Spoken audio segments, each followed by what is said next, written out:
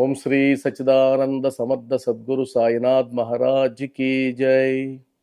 సాయి బంధులారా, సాయిబాబాని విమర్శించే వాళ్ళు, ద్వేషించే వాళ్ళు, అసత్య ప్రచారాలు చేసేవాళ్ళు, వీళ్ళందరూ కూడా పనిగట్టుకుని ఎందుకు ఇలా చేస్తున్నారన్నటువంటి ఆలోచన మనకందరికీ ఉంది కదా. దానికి రకరకాల కారణాలని మనం విశ్లేషిస్తూ ఉన్నాం.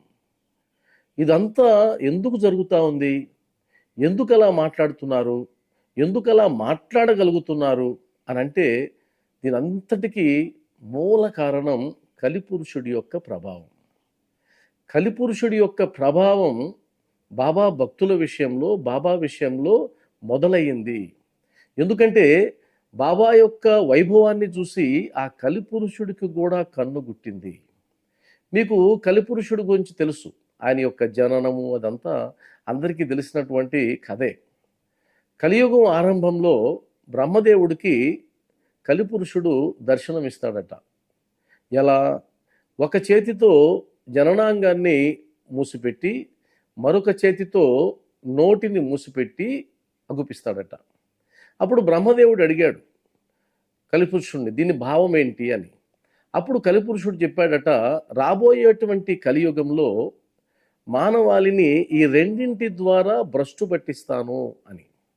అంటే ధర్మం వైపు ఎవరైతే ప్రయాణిస్తూ ఉంటారో వారిని అడ్డుకుంటాను, మోక్ష పదం వైపు ఎవరైతే ప్రయాణించేటువంటి ఉత్సుకతలో ఉంటారో వాళ్ళల్లో నిరుత్సాహాన్ని కలిగిస్తాను, దైవాన్ని చేరుకోనీయకుండా వారిని ఆపుతాను. ఇది కలిపురుషుడి యొక్క స్వభావం. కలిపురుషుడికి మంచి రుచించదు, కలిపురుషుడికి ప్రేమ రుచించదు, కలిపురుషుడికి నిజాయితీ రుచించదు. కలిపురుషుడికి ఎప్పుడూ అసత్యము, పగ, శత్రుత్వము, ద్వేషము ఇవి మాత్రమే రుచిస్తాయి. అందువల్ల ఎక్కడెక్కడైతే మంచి జరుగుతూ ఉంటుందో అక్కడక్కడ ఏదో ఒక రూపంలో, ఎవరో ఒకరి రూపంలో వచ్చి అడ్డుకట్ట వేయడమే కలిపురుషుడి యొక్క ప్రధానమైన లక్షణం. ఇప్పుడు కలిపురుషుడికి కనుగుట్టింది.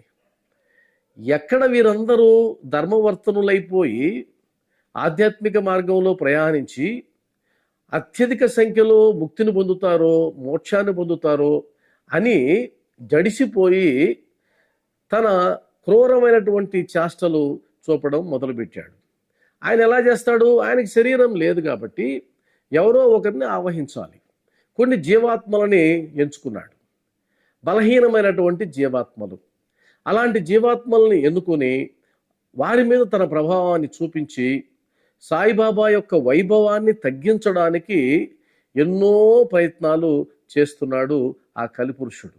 అయితే మనం అప్పటికప్పుడు వాళ్ళని విలన్లుగా అనుకుంటాం.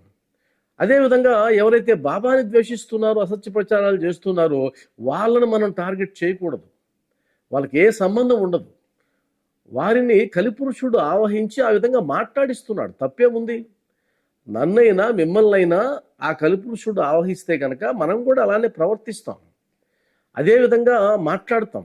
మీరు కావాలంటే గమనించండి, బాబాకి కోట్లాది మంది భక్తులు ఉన్నారు, విద్యావంతులు ఉన్నారు, రాజకీయ నాయకులు ఉన్నారు, ప్రముఖులు ఉన్నారు, దేశ ప్రధానులు ఉన్నారు. ఎందరెందరో బాబా వారిని పూజిస్తూ ఉంటే ఆధ్యాత్మిక చింతనాపరులు కూడా, ఆధ్యాత్మిక ప్రవచనాలు చెప్పేవాళ్ళు కూడా బాబాని గౌరవిస్తూ ఉంటే మరి వీళ్ళెవరు? వీళ్ళెక్కడి నుంచి పుట్టుకొచ్చారు? వీళ్ళ అర్హత ఏంటి? వీళ్ళ స్థాయి ఏంటి? మీరు గమనిస్తే అప్పుడే అర్థమైపోతుంది కలిపురుషుడి ప్రభావం అనేసి. మీకు ఇంకా కూడా నమ్మకం కుదరకపోతే వారు మాట్లాడేటువంటి ఆ మాటల తీరు చూడండి.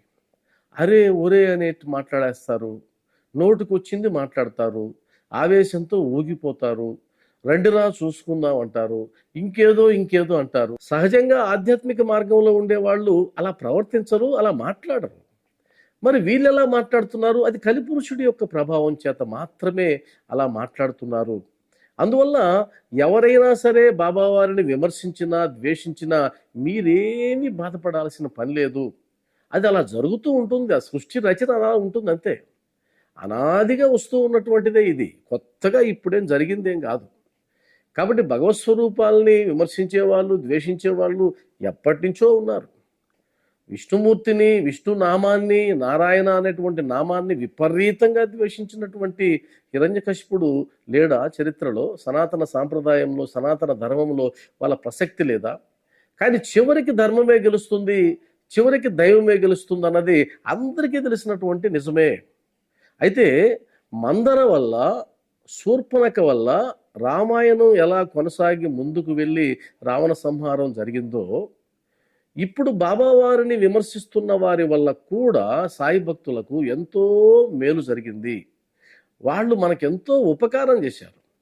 సాయి భక్తులు కేవలం గురువారం మందిరానికి వెళ్ళామా, బాబాని దర్శనం చేసుకున్నామా, లేదు కాసేపు భజన చేశామా, కాసేపు పూజలు చేశామా, వ్రతాలు చేశామా అని ఈ 100 సంవత్సరాలుగా కాలక్షేపం చేసేస్తూ ఉన్నారు.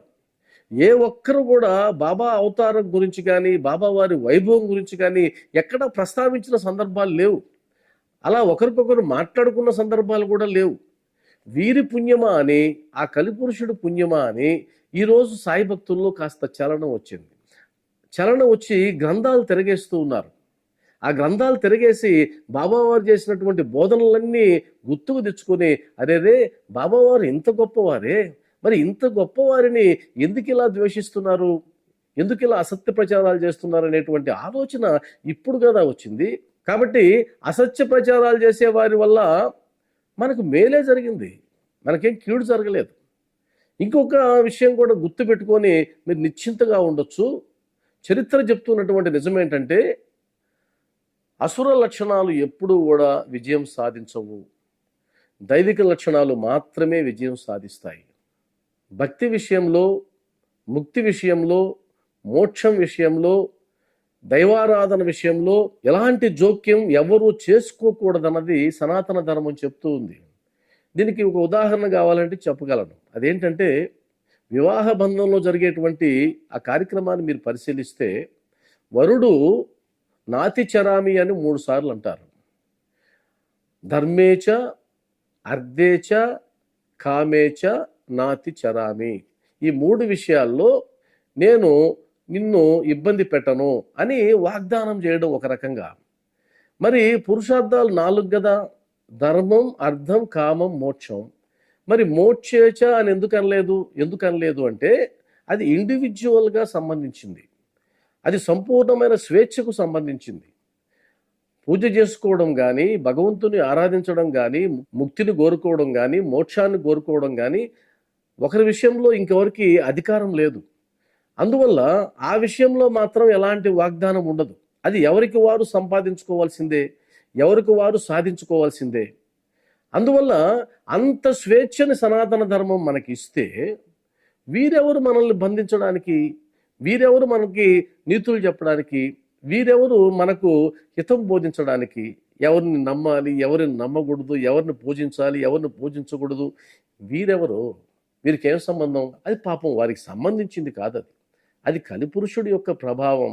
ఆ ప్రభావానికి వాళ్ళైనా లోనవుతారు, మనమైనా లోనైపోతాం. మానవ మాత్రులు మనమెంత.